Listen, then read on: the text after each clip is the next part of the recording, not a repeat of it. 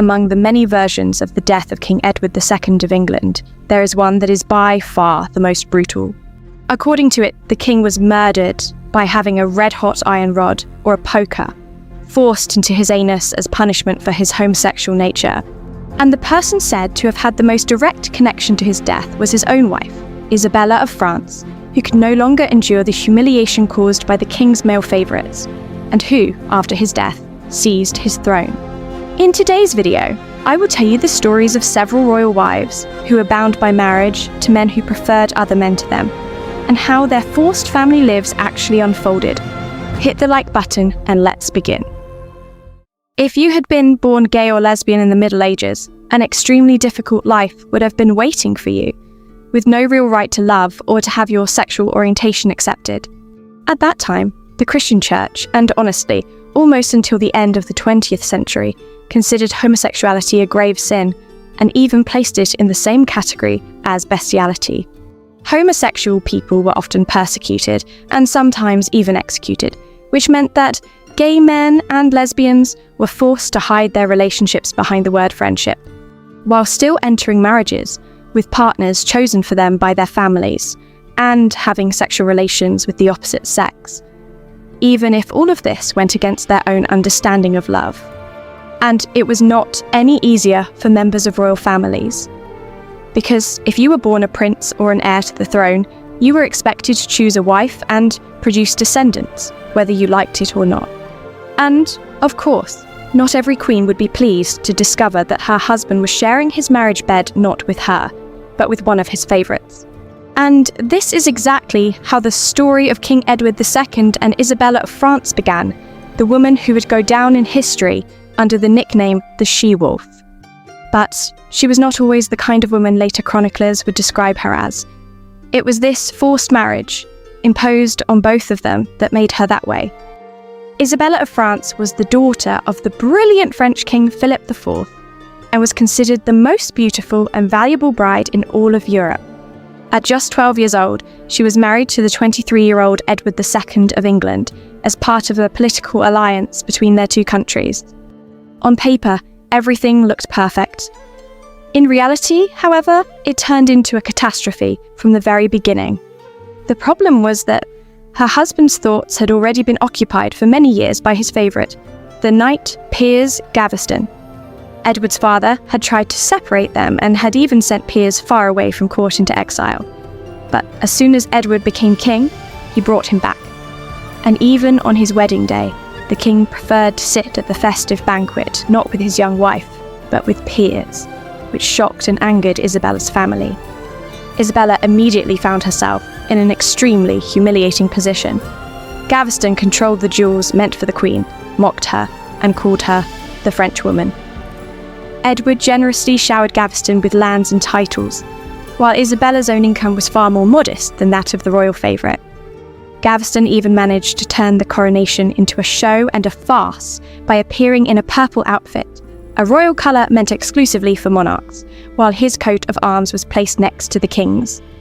But Isabella was intelligent beyond her years and endured all these humiliations with dignity, even trying to build some kind of friendship with her husband's favourite. The barons surrounding the king, however, did not possess such angelic patience, and they organised a conspiracy against Gaveston, as a result of which he was executed in 1312. Edward, devastated by grief, swore to punish those who had hurt him, and indeed, a decade later, he also executed one of the men who had taken the life of someone so important to him. And yet, despite Isabella's complaints to her father that her husband spent more time in other people's beds than in hers, the couple still managed to have 4 children. In fact, these were not her husband's only children, because Edward also had several bastards outside the marriage. So, perhaps, if we try to understand his sexual orientation, Edward may not have been gay after all, but bisexual. Or perhaps he was simply a man who understood that at certain moments he had to perform his role. But soon, a new favourite took the place beside the king, Hugh Despenser the Younger, a man whose greed could rival that of his predecessor. He manipulated royal grants, monopolised trade, and forced nobles to surrender their estates. His power over Edward was absolute. The king signed documents without even reading them, trusting Despenser to rule in his place. And although Isabella once again tried to turn her husband's lover into her ally, this time nothing came of it. Despenser seized her lands as well, threatened her safety, began negotiations to dissolve her marriage to the king, and in the end, the queen's younger children were taken away from her and placed in the household of her husband's lovers. And that was when Isabella's patience finally ran out. She returned to France and began gathering around her all those supporters who were also against the hated and weak rule of Edward. Among them was Roger Mortimer, a baron who had escaped from the Tower of London after giving his guards a sleeping potion. Gradually, their relationship, which had begun as a partnership born out of desperate circumstances, turned into a romantic one. In September 1326, Isabella arrived in England with 1,500 soldiers. What followed was not really a war, but a crushing defeat. The English public, tired of Edward's incompetence, began flocking to her banner. Nobles crossed over to her side every day, and even Edward's half-brother joined her cause. Despenser, cornered in Wales, was captured and executed as a traitor. He was hanged, drawn and quartered, and his genitals were fed to dogs. Edward, now left without allies, became the first king in English history to abdicate the throne. He was imprisoned in Berkeley Castle, where he soon met the mysterious death with which I began this video. Although many historians argue that this dramatic version with the red-hot poker was probably more fiction than truth, because people in the Middle Ages wanted gossip and intrigue no less than you and I do, and that is exactly why this version was the one everyone believed. There is also another theory, according to which Isabella actually let her former husband go free and allowed him to escape to Europe, where he lived under a false name. Isabella, who became regent for her 14-year-old son Edward III, began to rule together with Mortimer. At first, Isabella's regency looked promising. She lowered taxes, pardoned rebels, and returned confiscated lands. But power corrupts. By 1328, she and Mortimer had squandered the crown's money. They had also begun executing their rivals, and their abuses began to mirror the very tyranny they had overthrown. Isabella's 17-year-old son, now grown enough to act for himself, organised a coup. He had his mother's lover Mortimer executed, and Isabella herself was placed under house arrest, which he later softened into simple removal from court. Isabella spent the rest of her life in luxury, spending enormous sums on clothes and taking care of her many grandchildren. But Isabella still left herself the right to one final act, one last gesture that attracted a great deal of attention. When she died in 1358, she wished to be buried in the mantle she had worn on her wedding day, and at her request, the heart of her husband Edward was buried with her. And honestly, it is interesting. Considering how complicated their shared path had been, maybe deep down she did love him after all. Or maybe it was simply a symbolic gesture of propaganda. Isabella earned her place in history as a cruel ruler, a woman who was not willing to endure humiliation, and who was ready to do a great deal for the sake of power, even sacrifice her own husband. She was not born a she-wolf. Life turned her into one. In the early 2000s, during restoration work at Apperthorpe Palace, a secret passage was discovered in the bedroom of King James I. But if you think this passage led to the bedroom of his wife Anne of Denmark, then you would be wrong. It connected his bedroom to that of George Villiers, one of the king's lovers. And the family life of this king will be our second story. Anna of Denmark, like many princesses of that time, married by arrangement without ever having seen her husband. But she was already quite delighted by James. Even before the wedding, the princess began embroidering many shirts for her future husband as a gift, not knowing that at that very moment, the entire Scottish nobility was discussing the alleged relationship between her 13-year-old fiancé and his 37-year-old distant relative, Esme Stuart. His influence over the young and inexperienced king was so great that James even made him the only duke in Scotland and gave him part of the jewellery of his mother, Mary Stuart, Queen of Scots.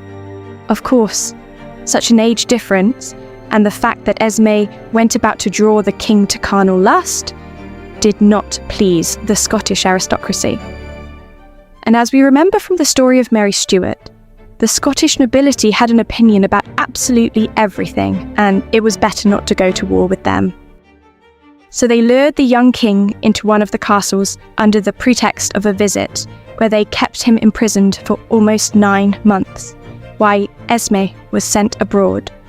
After his release, James continued to correspond with him, and even dedicated a poem to him called The Tragedy of the Phoenix, in which he compared him to an exotic bird of extraordinary beauty, killed by envy. Despite all this backstory, on November 23rd, 1589, Anne and James were married. The young king understood that he needed heirs. He himself was Elizabeth I's heir, only because she had no children. So in a sense, Anne was brought in as an incubator, although according to general opinion, James was at first charmed by his bride.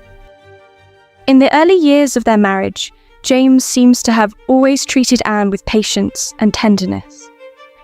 But later, he would describe marriage as nothing other than the greatest earthly felicity or misery that can come to a man. And the relationship between these two really was extremely complicated. After 2 years of unsuccessful attempts to produce an heir, they finally had a son, Henry Frederick. But James decided to hand the child over to be raised in the household of his uncle. Fortunately, not, as in Isabella's case, in the household of a lover. Still, the following years of their marriage were overshadowed by Anne's struggle for the right to raise her own child. When James went to England after the death of Elizabeth I to take the throne, Anne went to the castle where her son lived and tried to take him away. This idea ended in failure, and Anne, in a state of deep distress, suffered a miscarriage. But she did not give up and refused to go to England without her son. Perhaps she had some kind of plan similar to Isabella's, but in any case, after that, the relationship between the spouses only became worse. And naturally, her husband's relationships with other men did not make any of this easier. Her husband had 2 especially important favourites, and Anne had very different relationships with them. She hated Robert Carr, Earl of Somerset, because she once heard him openly mocking her. So, when her husband began an affair with George Villiers, Duke of Buckingham, she immediately took the side of the new favourite and supported him, calling him in her letters her most faithful dog. The king's relationships were no secret to anyone.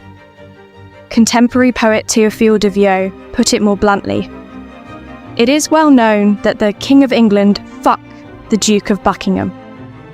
And another contemporary wrote that the king would tumble and kiss as a mistress the Duke of Buckingham without even hiding his affection for him.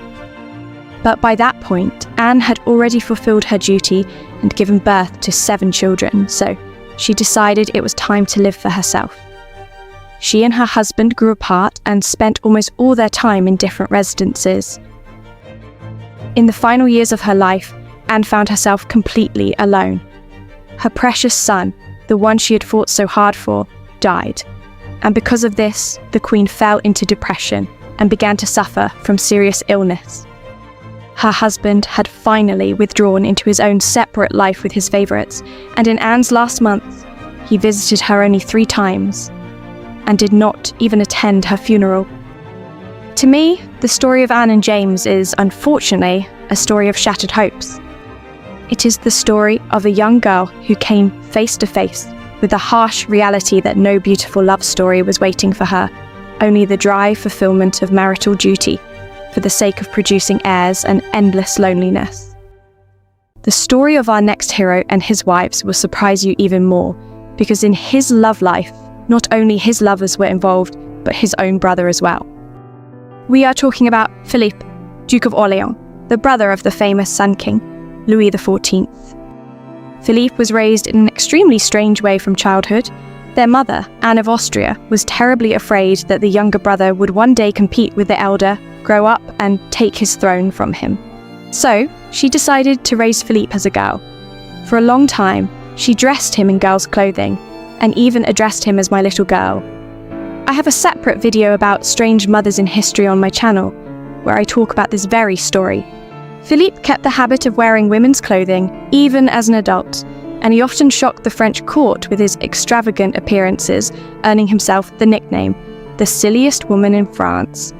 I do not know whether this had any direct influence on Philippe's sexual orientation or not, but one way or another, when Philippe grew up, he paid attention not to the beautiful ladies-in-waiting at his brother's court, but to men. He met the Chevalier de Lorraine, and their relationship would continue throughout his entire life. As I said earlier, Philippe was limited in everything at court, and was always kept in second place.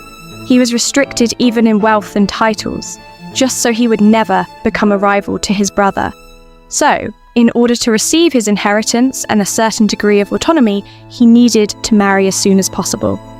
And that is why he very quickly proposed to Henrietta of England, the youngest daughter of King Charles I of England, who at that very moment was hiding with her family in France after everything that had happened, including the execution of her father in England. So, in a certain sense, for both of them, this marriage was a situation of mutual benefit and a way to satisfy their own needs. But if Philippe could not fully appreciate the charm of his wife, because his heart was already occupied by the Chevalier and by other lovers, then his older brother certainly could.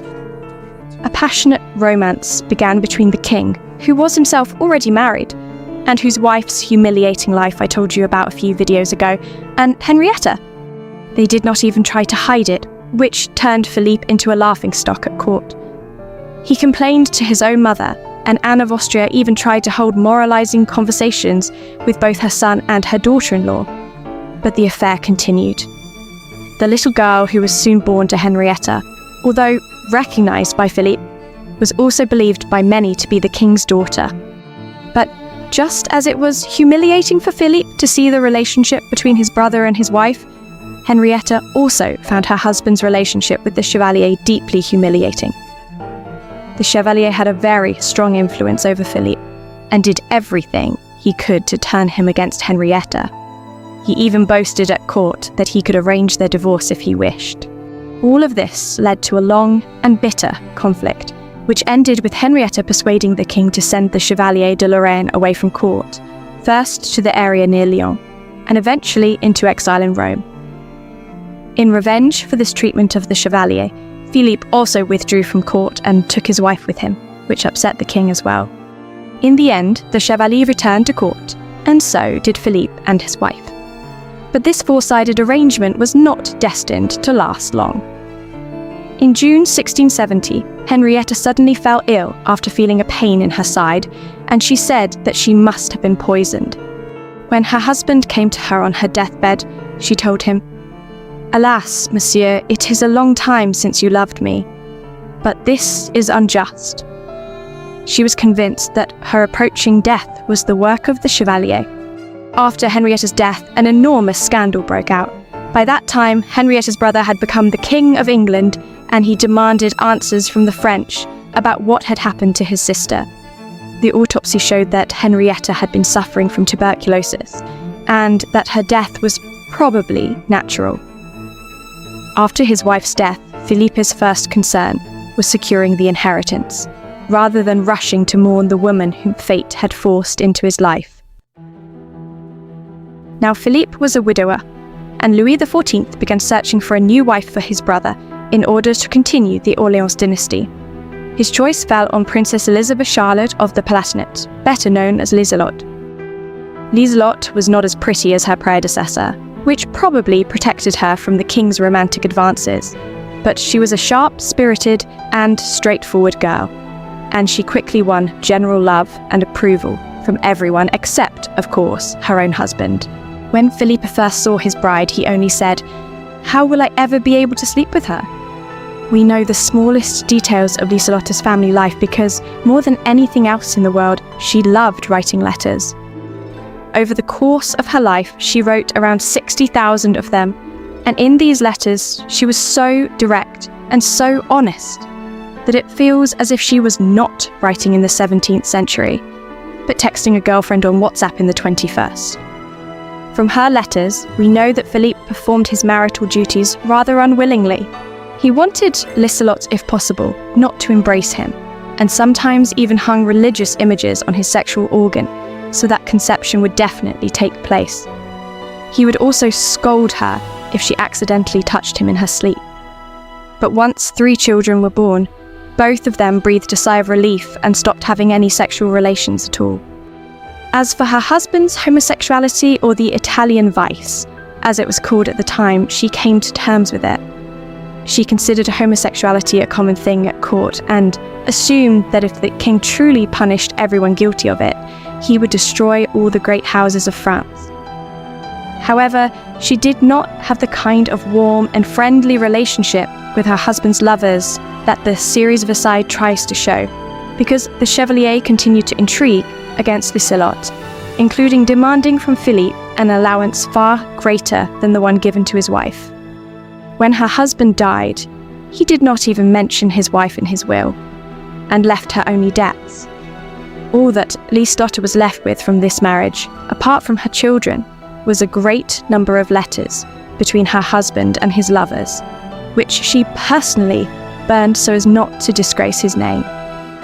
According to the marriage contract, Elizabeth was supposed to be sent to a convent, but she managed to convince Louis XIV to let her remain at court and even grant her a generous pension.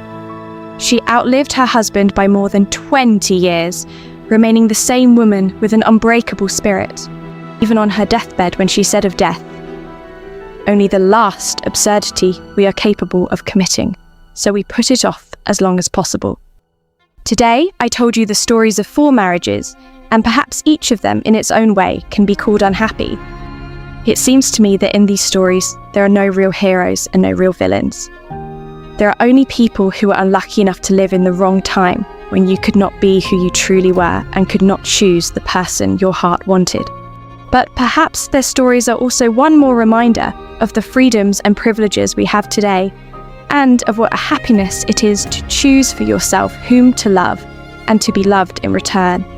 And if you know any other stories of royal marriages like these, write them in the comments. See you in the next videos.